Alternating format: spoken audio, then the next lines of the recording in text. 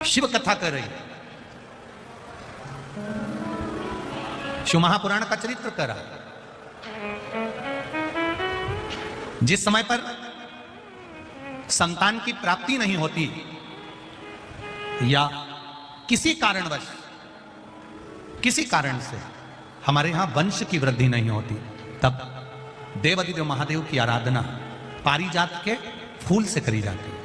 अब उस पुष्प को चढ़ाने का एक तरीका है, जरा ध्यान दीजिएगा। पंचपुष्प शिव महापुराण की कथा आप लोग सुनने के लिए बैठे हो, बड़ी आस लगाकर बैठे हो, उसको समझिए। पारिजात का जो फूल शिव जी को चढ़ता है, भगवान देवादिदेव महादेव को चढ़ता है। जैसे ये शिवलिंग है, मान लो ये शंकर भगवान का शिवलिंग है, ये जलाधारी है, ये जल नीचे गिरने का स्थान। आप लोगों ने पहले कथा सुनी है ना सबने, आपको सबको मालूम होगा। राइट में गणेश जी का स्थान, लेफ्ट में कार्तिकेय का स्थान, बीच में अशोक सुंदरी की जगह। जहां पर यह शिवलिंग रखा है वो माता पार्वती जी का हस्त कमल। शिवलिंग के रूप में, शंकर भगवान के रूप में यह शिवलिंग है। ऊपर से जो एक एक बूंद जलाधारी नीचे गिरती है वो शंकर भगवान की 5 लड़कियां, जया, विषहरा, शामली बारी, दौतली और देव, ये शंकर जी की 5 बेटियां। वंश वृद्धि के लिए, कार्य सिद्धि के लिए, वैभव प्राप्ति के लिए या अपने हृदय की सुख समृद्धि के लिए, संतान प्राप्ति के लिए पारिजात हार श्रृंगार के फूल की शिव जी को आराधना होती है।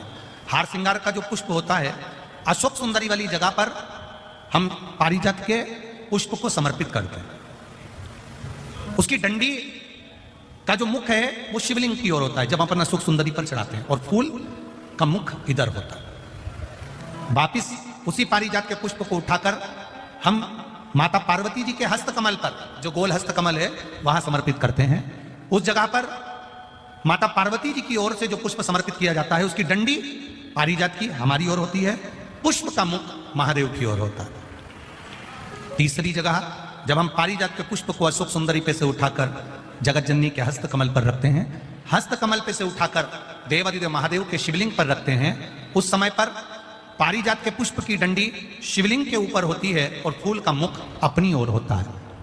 इस जगह पर पारिजात के पुष्प की डंडी के केसर से ही महादेव को त्रिपुंड लगाया जाता है और महादेव से प्रार्थना करी जाती है। अब पारिजात के फूल का केसर कैसे बनाना है वो भी एक बार आप लोग अच्छे से समझे।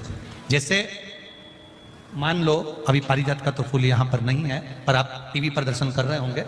पारिजात पुष्प की जो पीछे की डंडी होती है, फूल सफेद और पीछे जो डंडी होती है नारंगी कलर की, केसरिया कलर की, उसको तोड़ लिया जाता है।